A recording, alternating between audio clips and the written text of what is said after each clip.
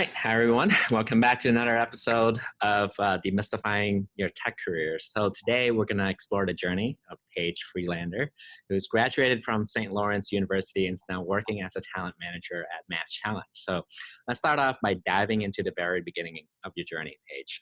Where did you grow up? Yeah, so I'm from Long Island in New York, so Okay. complete of Boston. So you were there. Do you go to high school in Long Island? Yes, I went Okay. to a private Quaker school on Long Island. Gotcha. And how is that like? Let's focus on your senior year. So you have all of this ingrained path that everyone's telling you to do. You have to finish high school, get SAT score, you have to go to college. And like by the time that you were in high school, did you already know what you wanted to do? Or are you still trying to figure it out? Yeah, so I thought I knew exactly what I wanted to do. I've got a Mm, bit of a type A personality and really like to okay. plan and know what's next. So I had visited a ton of schools starting my sophomore year, so a bit Mm, early. So I had really started to define what I wanted, but I had a pretty untraditional high school experience mm. because although I Do was tell. in a high school, I was a competitive figure skater. So Ah, had no college, or there was no high school sports. I wasn't a part of any outside of like the 9 to 5 or 9 to 3 mm, activities. And so all my weekends, all my hours were spent a bit differently outside of the classroom. And so when I was considering my future, I was, yes, considering college, but it was a question of, did I go just to college and become a student, or did I continue to be a student athlete, but not through the traditional college realm? mm. It was a bit different, but ultimately the decision was made for me with a back injury. And so when, yeah, so That's unfortunate. it was, but honestly, it was, everything happens for a reason, and it's cheesy Yeah. to say, but what it allowed me to do was go into college with a truly blank slate of figuring out who I wanted to become and what parts of me I wanted to continue to dive into and develop. Mm. And so, yeah, I was fortunate that I picked a university that was very community oriented, which was something that had been a part of my upbringing. And that really helped launch me into it at St. Lawrence and has Gotcha. brought me. Yeah. So when you were in high school still, I mean, a lot of people have told me the type of specific subject that they're interested in. So what type of things were you interested in? The reason why I asked this is that I'm trying to tell the audience who are listening is that it doesn't really matter what you were studying. Ultimately, where you want to go is finding the things that light you on fire. And so what were you interested in during high school? And then we can move towards college after that. Yeah. So high school, physical therapy, because I was figure skating Mm, and I had mentioned an injury and had some before that. And so I spent a lot of time there. So that was really what I knew. Besides mm, what I was getting in my traditional classes, the mm. experiences that I had in physical therapy were really what I thought was the best path option for me. Health and wellness was on top of your mind, huh? It was. It So certainly was. what made you decided to go to St. Lawrence? I'm pretty sure you have a list of options to choose from. What's drew you to St. Lawrence? Yeah, so I start to mention the sense of community, but that was something at a small Quaker school. It's one of the principles of Quaker religion is, giving Mm, to your community, being surrounded by a community. And so that was something that I looked for, and a small liberal arts college was the right kind of fit for that sense of community. But I had this feeling when I walked around campus that it was the right place for me. mm, So I think that was in part because of the types of students I saw, the different banners of all the opportunities in the student center. It just felt like a place where I could really feel comfortable from the beginning to mm, figure out and define who I wanted to be. mm. So something that's interesting because I ended up interviewing two other people who came out of Northeastern University, which Yeah. has a way to give people experience in a workplace before they even graduate in terms of a co-op program for 6 months working at an actual company. But other schools don't typically have that. And so how do you sort of like figure out your ways of like, oh, I want to, and I guess everyone who's looking for an internship have to go out of their way to figure that out themselves. How do you figure out what you wanted to pursue during your year at college, I guess, freshman or even sophomore year now, for the most part. Yeah. Yeah. Definitely. So, this is a really interesting question, I think, because a lot of students are always saying, like, oh, I don't have any work experience yet. What else can I do? But first of all, your experience in the classroom as well is so valuable. Mm, There's something really special about group projects because you play some type of role on that team. So even if you're not a part of a varsity sport, or you aren't a leader of a club, you are already getting leadership and communication skills. So I think no matter what major you are, there's actually a lot to market, mm, especially at a small liberal arts college where your classes typically have 12 to 16 students. mm. Everyone is always, has to come prepared, has to come ready to converse and lead a different part of the conversation. And so I felt that a lot of the experience I had really showed me that I wanted to be connected to people. I Mm, also, in high school, remembered that our whole high school had this seminar where we got to meet a founder of a nonprofit. And I thought that the mm. nonprofit world was so cool. I was passionate about volunteering. And so that really is what led me to Boston. I didn't want to be in New York. So Boston seemed like the Mm, closest best option.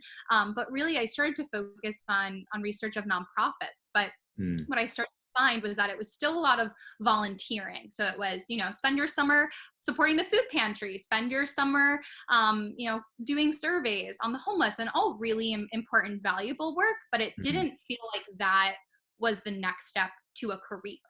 mm, And so that's how I found MassChallenge. They had internships that were for a nonprofit that were mm, actually more focused on work for the organization and for the business mm. rather than volunteering. And so that kind of started to be the foundation of how I found my calling in the nonprofit world.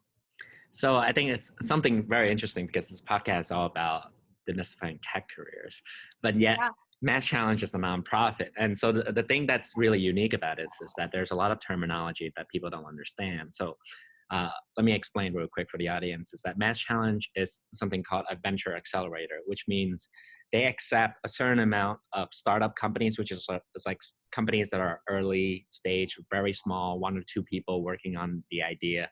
And then MassChallenge, what they do is that they give you a whole bunch of resources, shower you with mentors, shower you with a whole bunch of different opportunities to make sure that you progress from stage 1 to stage 2 and eventually grow to where you want to be. I think Wayfair was a part of the MassChallenge at some point, I'm sure, or maybe not.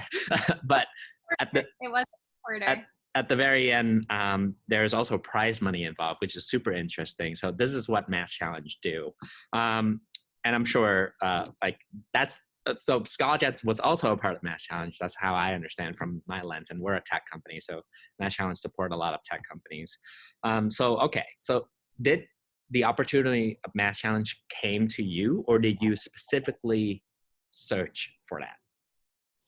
So I searched for a nonprofit. I Mm, had no idea it was really in the tech sector. And mm, when I was on my phone screen, I actually asked them to clarify what they did because as you're highlighting, there was a lot of terminology.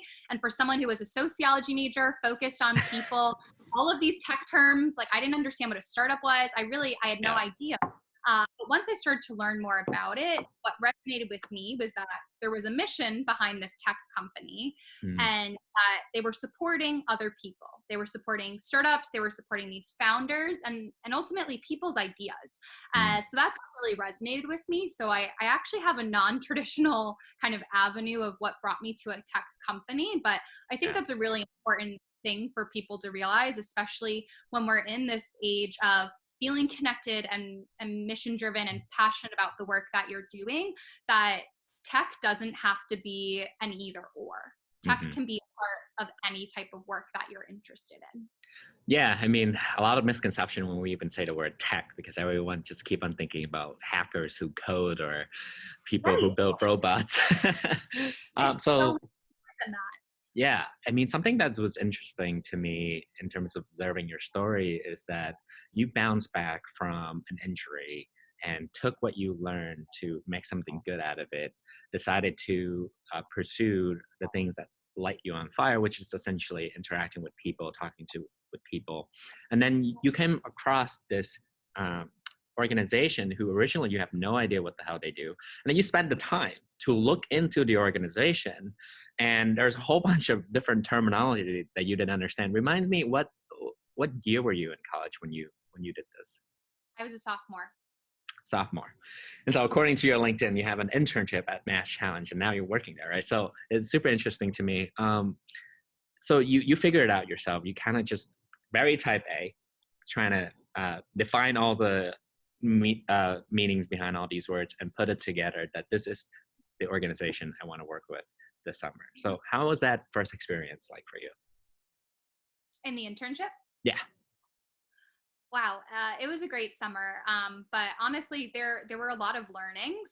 Mm-hmm. But what made that, I think, really exciting and a challenge that I wanted to keep taking on was that St. Lawrence had really prepared me both through the classroom and just through the other clubs and activities I was a part of to feel confident in raising my hand.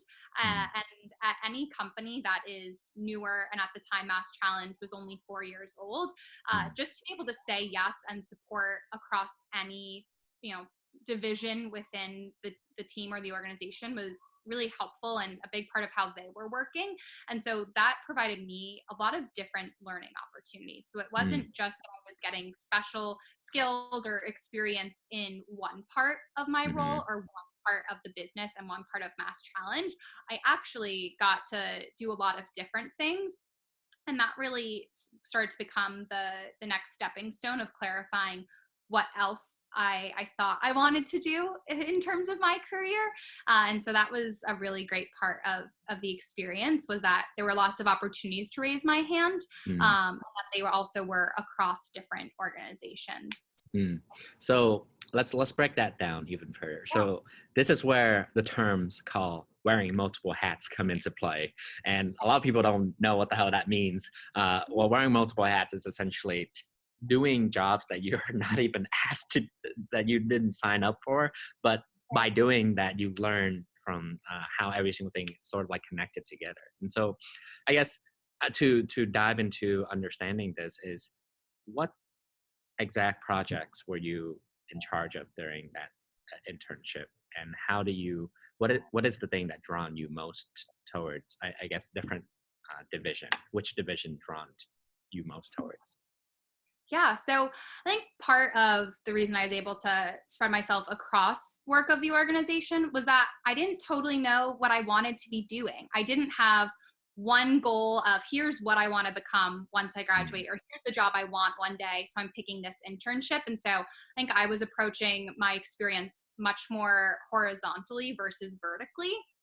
And so I think that then allowed me to take on different work. And so I was working Mm, closely with the startups, on the small companies in the program, understanding what they needed to then mm, help make recommendations on who to connect them to, which was what MassChallenge was offering. So mm. whether it was a different curriculum or class for our startups, or connecting them to a mentor or someone to be an advisor, I was really taking in those needs and then of startups and helping connect those dots. Gotcha. So that's very interesting when you're saying saying that you don't want to have a vertical approach but horizontal approach. It's essentially you're trying to do a lot of different things all at once rather than focusing on one specific aspect. And I think that's really good, because there's this book called Range, and it talks about how generalist tends to win at the end rather than specialist, which is really good. So you were super open-minded during that time in college. And so I guess I also saw that you have another internship after that at a different organization. So tell me sort of like about the transition that you made. So if MassChallenge were this amazing opportunity, my assumption, well, the usual assumption is that you would come back to the organization, right? But then you took a different, you went to work for another organization. Why is that? Yeah, so actually, advice I'd gotten from my manager at MassChallenge at the end of that summer was go somewhere else next somewhere. Go to a big, Mm, see the complete other side of the work spectrum so you can really start to define where your place is. I took half of that advice, and instead of working at a corporate, I actually worked at a startup. So I okay. So I worked for a small organization that only had 2 people full time. So I was the Mm, third individual for the summer, um, more focused on events, which was one of those other pieces that I got to do some work of the summer before at MassChallenge. And ultimately, I loved the work. I loved working on a small team, but I wasn't passionate about the mission. And mm, that's where it really started to connect for me that mm. it wasn't just the type of work that was important, but I needed to feel connected to the mission to kind of really feel that inspiration every day of what even the small things I were doing were working towards something bigger. Gotcha, gotcha. So I think that's really interesting because you were a part of an organization that helped several or a whole bunch of other smaller companies that took off, and then you decided to switch to actually working into one of those small companies. Um, Yeah. and the thing about your manager, by the way, and that's kind of speaks a lot about what great managers should do is encourage your employees to take the next step in the careers that is best for them rather than just trying to retain the talent, so that's really great advice on whoever that was for you. But essentially, let's dive into how you what was your thoughts coming into this small organization? Like, isn't it super sketchy to be working with like 2 people?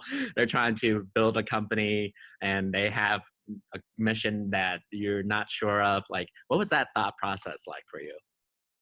So it would have been totally different if I hadn't been at MassChallenge the summer before, seeing hundreds, 128 of the exact type of organization I was then joining. My Mm, friends, my advisors from college, my parents were like, "Where are you going? Like, they don't have a website. Are you sure this is legit?" But honestly, a phone call with the two employees, the 2 co-founders, was mm, really what I needed to understand what the opportunity was. And mhm, part of the big draw for me was that, again, I could really get my hands deep into a lot of different things. And so for someone who wants to be really involved, that was the best opportunity. I wasn't a part mm, of a big rotational program because I didn't want to just feel like a number in a summer internship. I mhm, wanted to be taking meetings, to be setting up, to be owning. And so it was a leap, but because of the previous exposure I had gotten, I felt significantly more confident and comfortable taking that chance. mm, So it will vary for everyone. But if you have a plan, if you talk to the individuals, if you assess what is important to you and what isn't, mm, then that's okay. mm, I approached that internship not looking for a job for the future, but knowing that I was looking for experience for the summer. And so mm. that also helped where it wasn't that this company needs to succeed for me to succeed, but let me see what I can do now and what that means for both of our futures.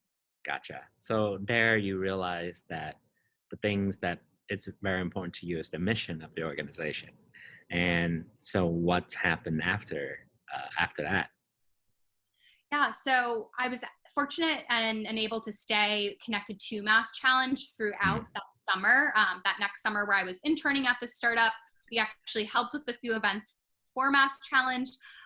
So I got to stay connected to individuals there. And after that, I went into my senior year and continued to just keep conversations going with MassChallenge, in part because I had built strong relationships and felt connected to those individuals, but mhm, I was also still really passionate about the mission. And so it was mhm, easy to stay in touch. It didn't feel weird to be following them on Twitter and understanding, the wins that the mhm, organization was having because I was still proud of those wins. And so that mhm. really helped with that connection that ultimately resulted in the full-time offer I got during my senior year. Gotcha. So you took the path of somebody who, well, first of all, incredibly curious about everything and was trying to learn rather than having sort of like focusing on the money aspect per se. And then you stay in touch and build relationships, not only that you had the experience at the organization, but just continue to stay in touch with the organization in college. And then as you are graduating, people already know who you are. People already know what you are like, and they essentially brought you on right away, right? And so I guess the first role that you had at Mass Challenge, and you moved through different roles. The first role was an executive coordinator and then transitioning to talent coordinator.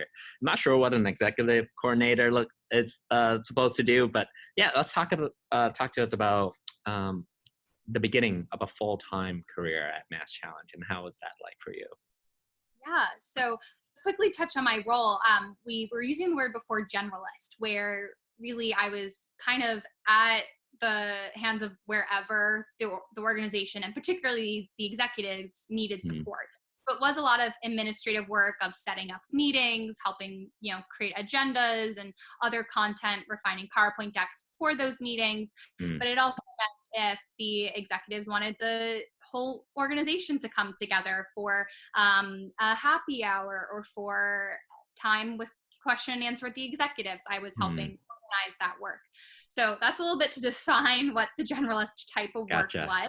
Gotcha. Um, but MassChallenge grew a lot in the 2 years that Mm, I was still in school, but also interning somewhere else. And so when I was at MassChallenge as an intern, we were only based in Boston and only had that one program supporting startups. When mm. I came back 2 years later, we were in four locations across the globe, expanding to more, and we had multiple programs. And so Mm, that in itself was very different, but mm, also the structure of the organization, we were a bit more organized. There were more processes set in place for mm. how to get things approved, how to make decisions. And so that took a bit of learning, but it was a really great experience because it helped me start to understand also how I could grow in my career, because part of it is refining what you're interested in, but it's also refining your skills and applying that to the needs of the organization.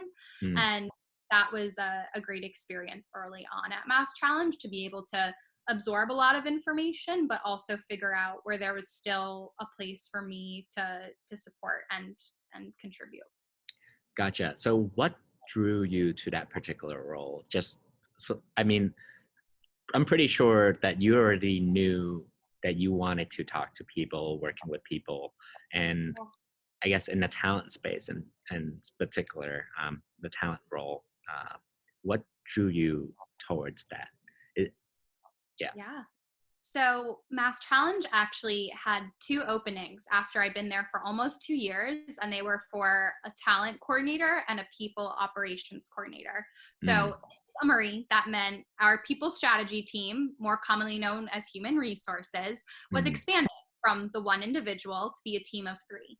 mm, I was feeling like I had kind of reached the top of what I could really accomplish in my current role as executive coordinator.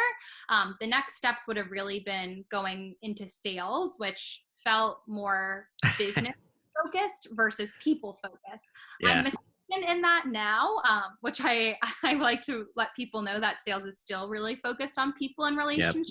Very. But what I saw in the talent coordinator job description was an opportunity to continue to connect with people, help them figure out what their best skill sets were, and match that with what MassChallenge needed.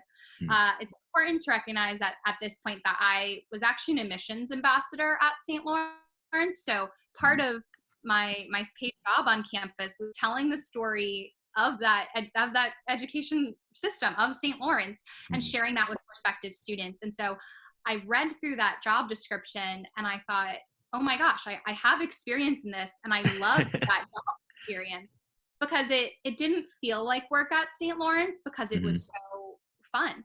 mm, And so I started to realize, like, wow, there's this industry of human resources. There's an opportunity here to connect with people. And so the previous experience and being passionate about the organization and the mission were the two pillars I really needed to mm. make that jump into talent. Gotcha, gotcha. So something that you said was super important when you thought that sales is super business related and then there's no human interaction. Let's dive into that because that's pretty interesting. Like what caused you to think about it in that way? Yeah, I think it was a lot of the goals of the sales Mm, teams and partnerships teams at MassChallenge, because we use both sales and partnerships as words. A lot of the goals were much more based on still the finance, the mm, numbers. It was off of how much you were bringing in for the organization. And that's a really valuable part of the organization. Mm-hmm. That connected less to my personal mission of supporting people. Mm-hmm. Ultimately, the more dollars MassChallenge brings in, the more they can support startups. So it still is connected to people, Mm-hmm. but having a number goal felt less motivating to me than having a goal related to the people themselves. So that 1 degree of Yep. removal was off-putting for me, but is a great opportunity for somebody else. So Yeah. that was something that took some soul searching. Honestly, it took me time to realize that and to accept it. Yeah, I mean that's the thing about people who, well, I guess college students right now. They have to really understand the balance between the two things, because no organizations out there, even the smallest mom and pop shop to the biggest corporation, runs without the revenue, the money that is able to support the expansion and growth, and then you can invest in the people themselves. So that's a very good nugget of knowledge there. And so I guess as a talent manager at MassChallenge, let's dive into sort of like your day-to-day activities, right?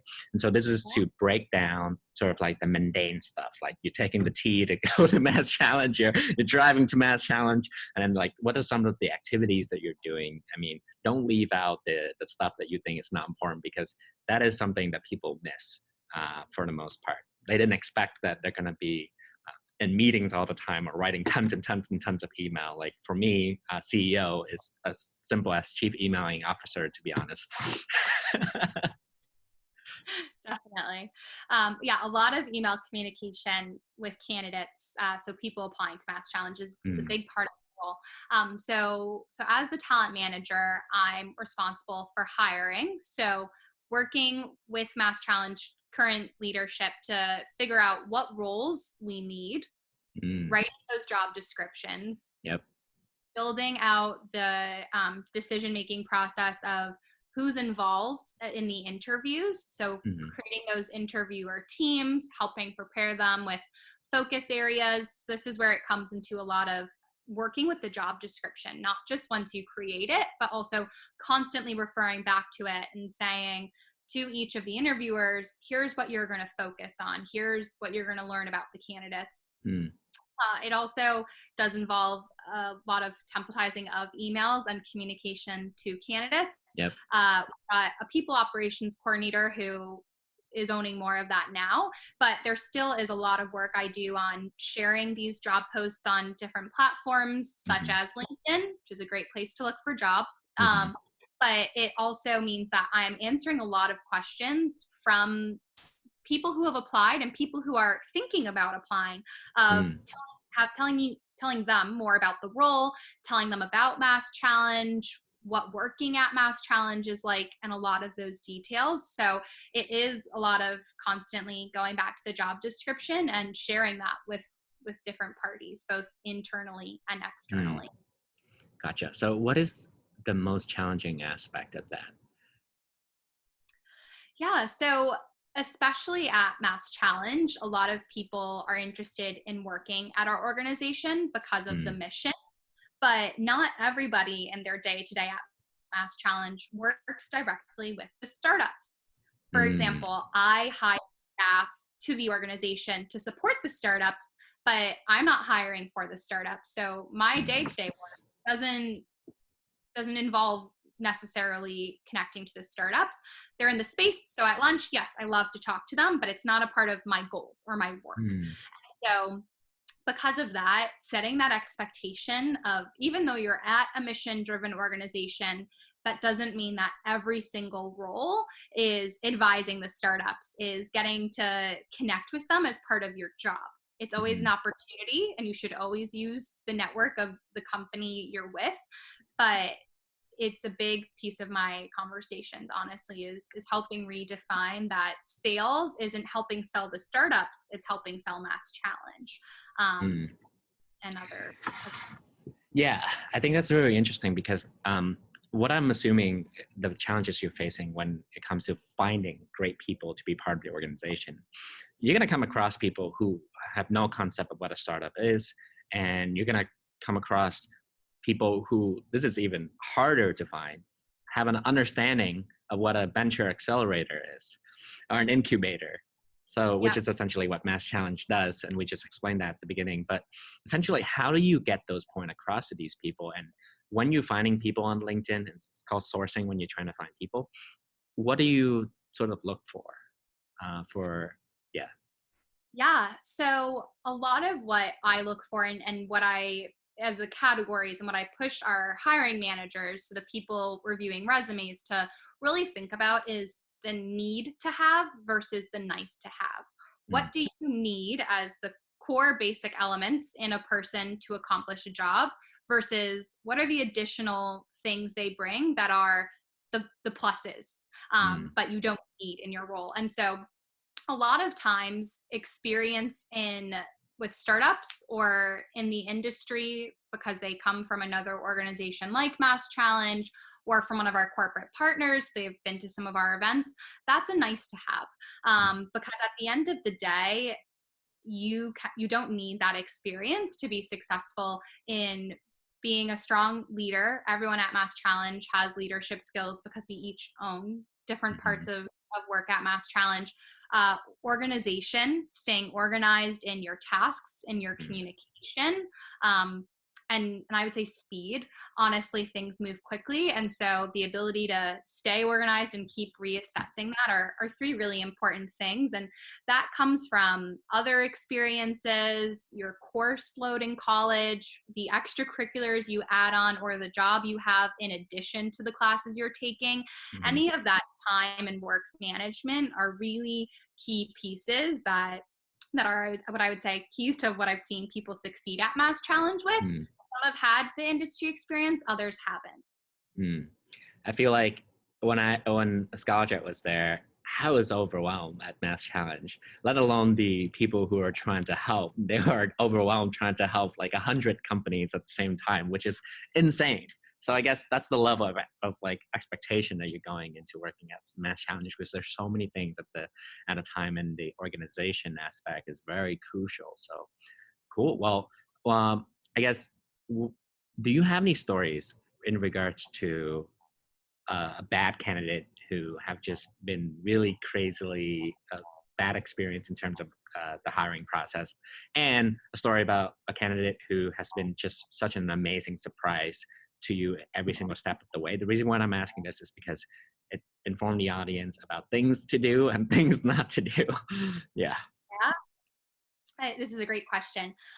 So, if I had to think of a summary of the bad experiences with candidates, it's when there's a lack of transparency. Mm, And so, for example, if you are looking for multiple, if you're applying to multiple jobs at the same time because you're a current senior or you've been in your job for 2 years and you're looking for a pivot, that's great. You don't have to just apply to one job at a time, but a lot of times we will send out an offer to a candidate that we've had a great experience with, and all of a sudden out of the blue they tell me I actually just accepted another job offer. And so it makes it difficult for us to prioritize conversations if we don't know mm, how to. From day one, you don't always have to say, like, in a threatening way, like, hey, I'm looking other places. But if you are managing more than one interview process at the same time, that's important to share, because if it means I need to try to get you an answer quick in a quicker time frame, I will try to do my best and be as honest as I can. But I need to know that that's an expectation or a need of the candidate. mm, Transparency there is important. I always make sure to talk about salary, but transparency around salary expectations is another thing. Unfortunately, as a nonprofit, we're unable to pay for moving costs mhm, when we accept a new offer, and I'm clear about that from the beginning. But when someone comes back to negotiate something I've already said I can't offer, mm, that's difficult. And mm, so, I want to be as creative and as flexible as I can, but you have to kind of ask about what those limitations are. So, any of those times where there's been a lack of transparency from the candidate have made it more difficult for me to do my job and to help them feel great in the process. Gotcha. So being honest and transparent and upfront is very important in this. I think a lot of time candidates don't think about it from the other side. They only Yep. think about from their perspective when applying for a job. So I Right. guess one key aspect is to be able to empathize with the person you're talking to and the recruiter themselves. Yeah. And also it's thinking of the other perspective, but also realizing that if you have needs, we will try to do our best to help you with all of those throughout the hiring process to hopefully bring you on, but we need to know what they are so we can be helpful. Mm, um, you don't on a school project, you don't give your team like new work one at 11:30 p.m. when it's due at midnight. You need to give more time in advance, or maybe students still do, but you try to give as much time to allow communication and questions, so everyone feels confident. gotcha. So is there any advice that you would give, I guess, to your college self at the very beginning of college, what you should be doing? I guess if you to go back in time and talk to yourself, what would you do differently? Or I guess um, any advice that you could give to people who are essentially trying to break into tech or just finding the things that they love and enjoy doing? Mhm. So, my first piece of advice is embrace the experiences that you hate. You learn more about defining what you want from what you don't enjoy than from what Mm, you do enjoy. So, thinking about my own experience in my internship at a startup, when I realized I wasn't passionate about the mission, that's when I realized I need to be at a mission-driven organization. So, mm, I was happy and loved MassChallenge, but I didn't know that I needed that mission until mm, I didn't have it somewhere else. So mm, embracing, I hope that empowers people to take more opportunity, but also to embrace learning from what they don't love, because it's much easier to help find what you want when you can say why you don't want something else. mm, So that's a piece for all experiences that I strongly encourage. But it's using other people to help you. So if you're preparing for an interview, practice, whether that's with career services or with a friend. mm, If you're looking at a company, go on LinkedIn, see if somebody else that had the same major works at that organization, so you can understand how they made the transition into that organization. mm. Someone that went to your university or high school, or is from the same area of the world, also works at that company, and just ask them questions. What was your process applying to that company? Like, what is it like to work there? The more that you start to familiarize yourself with an organization from the organic perspective, I Mhm. think makes it a lot easier to then evaluate if it's the right place for you. Gotcha. I think the two trait that I could figure out of this is the first thing regarding embracing the things that you hate. You really need to have a strong resiliency characteristic, because that means that there are going to be things that you're going to be doing that you don't like, and it's going to drain you. But you essentially have to pick yourself back up and continue to go through the hurdles. And then I guess the second piece, when it comes to use different people around you, is just being resourceful in general, because I guess not a lot of people understand that there are so many tools and so many opportunities that are available to them. They just don't know uh, which to use and which to And focus on. ask, how do you Yeah, yeah. yeah. Um, yeah, there's a lot out there too, which I think is sometimes helpful, but also can be really overwhelming. So for Mm, example, even in writing a cover letter, if you type into Google how to write a cover letter, you will see thousands of different examples. You will see thousands of blog posts and articles, and sometimes it's just too much noise. mm, So it's being patient with yourself and finding the advice that resonates most with you. And yeah, I mean, for the resiliency part, it's important to stay strong, but also be an advocate for yourself throughout that process. I think it's important to understand why you don't like something, so you can look to hopefully not replicate that in another job or another experience. But you also don't just have to push through and be miserable for the time being. So mm, it's worth, if you're at a current job to express to the manager, I'm not loving this. I'm committed to doing this work for now because that's, what we need. But if there's other projects I could start to work on that focus on this other interest of mine or something I'm more passionate about, sharing that is always helpful. So it's important to stay strong and be resilient, but also share that with others so you aren't just continually suffering. Make sure you are the best advocate for yourself that you can be. So it's important to share that with others to help redefine and rescope the opportunities. This is very interesting, and the only reason why I'm asking this next question is because it coming out of you in particular, because a lot of these things tied to your own self-confidence. And I guess me and the audience is wondering, how do you build your own self-confidence? I'm pretty sure at some point, I'm making a guess, I don't know, you were confident the moment you were born or something, but there are a lot of people out there who just have imposter syndromes, that there are perfectly good opportunities that it's a perfect fit for them, but they disqualify themselves for some whatever reason, and they don't have the ability to advocate for themselves because they don't think that what they say would be receptive to other people. And so do you have any advice for those out there who are, I guess, experience these type of thoughts that are going on in their head to overcome it and become more self-confident? Yeah, definitely. So part of it is being kind and patient with yourself. But if you are having a lot of doubts or feeling really frustrated, again, I can't emphasize enough going back to the source of where maybe you're getting rejected or you're feeling like there's difficulty. So if you get rejected from an internship application, ask for feedback. Even if it was just the resume review, ask if there was something about your profile that was not the right fit for that role. Ask if it was, any of those types of questions are really helpful. Especially also then if you make it through different rounds of the process, if you make it through the phone screen or the first round of in-person or video calls, always ask for feedback. You can ask if you're succeeding, but I think when you feel really down because you didn't make it through to the next process, asking for that feedback can be really helpful, because it'll help you find the narrative that is more organic and that helps people better connect with you. I think that's a big piece is asking for feedback.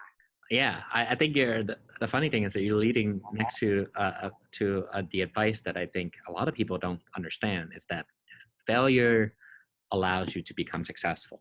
But the problem with a lot of people, when they constantly fail over and over and over and over again, they asking themselves, why am I keep failing? And then they just constantly down on themselves, is I think part of it is missing that feedback piece, right? Because when you fail, the people who improve upon that are the ones that consider failure as a stepping stone and then trying to configure what was the lesson there, right?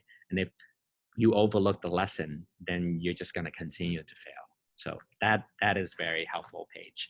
And even if you're succeeding, it's still helpful to ask for feedback. Yes. I think it's important in both sides of the spectrum, honestly. It helps you continue to grow, but I think it also is sometimes the mirror you need to then self-reflect. And again, that comes in moments of when you're really successful and crushing it. And it also comes from moments of rejection and feeling really down. Wow, that's awesome.